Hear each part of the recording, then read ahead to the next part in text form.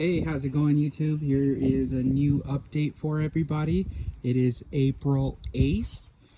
We are amidst a corona pandemic, so we're all on lockdown. I've had some more time to come and take a look at my plants in the last few days or weeks.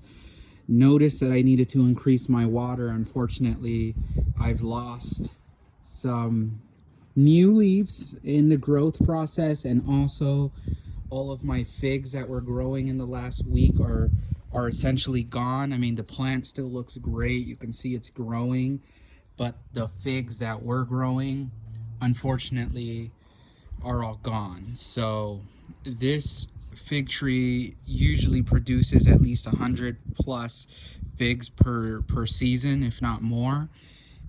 Right now I've got nothing but one, and so I'm hoping now that I've increased the watering on it that it will reproduce all these delicious figs. I was planning on doing some baking this year, and one is just not going to cut it. But these are typically growing all season long, so just hope for the best. If not, I really don't mind if they just grow. Right now we've got I'll call it tremendous growth compared to what it was at the beginning of the year, of course. So we're talking maybe an inch growth in about every area. Some areas a little more than a couple inches, I'll call it, but overall you can see it's looking great compared to what it was a few weeks ago, or if not months ago, when it was just a bunch of twigs. So we're gonna go ahead and start off with the peach tree here. This one is my favorite plant. I love the way that it will grow. It's fully green as it continues to grow, and it also has a lot of fruits. Again, all of my plants did suffer a bit with a lack of water, but they are still looking great. My peach, again, I probably lost a few due to the lack of water because they won't sustain themselves on the plant. But we can see here I've got peaches growing quite a bit, so I've got them, good amount of places here. Looks good. So yeah, we'll have some peaches. Not as many as I hoped for, but these are, I'll call them mistakes that happen. We've got bees still coming around, and my peach, I just really like the way that it looks when it's fully growing. So right now it doesn't look like much, but it will look like a complete jungle in here. Very, very tropical looking. So now we come to our kumquat. Never much review on this one. I can see that it is still growing. It's grown from when I got it. Never has produced anything, and I'm not really expecting it to. So the little growth that it does get is growing, so we'll just leave it at that. Hopefully we'll see some major improvements this year. The leaves look okay. I mean, a little yellowing in here for some reason. I'm not sure why. They don't even require that much water, but they're growing. Here we have our lemon tree, or Meyer Lemon, I believe. I'm so sorry. No, I can't believe it. This is the orange tree. So my orange tree that I got at Walmart, it's flowering now. It's looking great. I adjusted the watering here. We have bees here, and they do not harm you unless you harm them. So got bees all over the place here. Very friendly. I enjoy watching them. So it's good. You can see a lot of flowers. One thing I noticed particularly too, the healthier the tree comes out of the winter season with more leaves attached to it, versus having to regrow new leaves, the more flower and potential fruits you will get out of it. So we can see here on mostly the bottom half of the tree, we have a lot of original leaves from the previous years, and they quickly regrew flowers, whereas we've got the top of the tree with no flowers for fruits, but we have a ton of new leaves at the top now. So I guess the tree knows what it needs to replenish and what it doesn't. Same thing here. This is the Meyer Lemon. So this one is also very much flowering. We can see all the flowers everywhere here. We have also, of course, have bees. They're lighter today. I guess could be because of the wind. It's a little scary to get in here sometimes. I try not to get in their way. But yeah, you can see the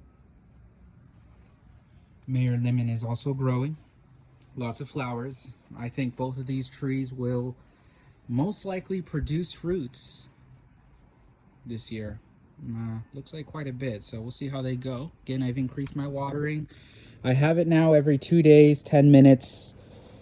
And as we get into May, I'll probably increase it to whatever we're allowed to, but probably multiple times per day. Just short bursts, but multiple times. Here's the plum tree. This one right here, it looked like sticks weeks ago.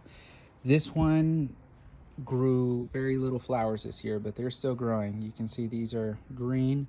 They're going to turn purple. It's a purple plum, but overall I love the way it looks and love the way it's growing. And then here we come to our Mexican lime. Mexican lime.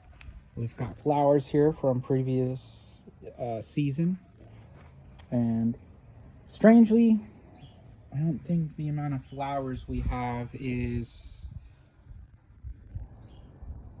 as many as I don't know the other plants, I guess, but I'm not really worried about the Mexican lime.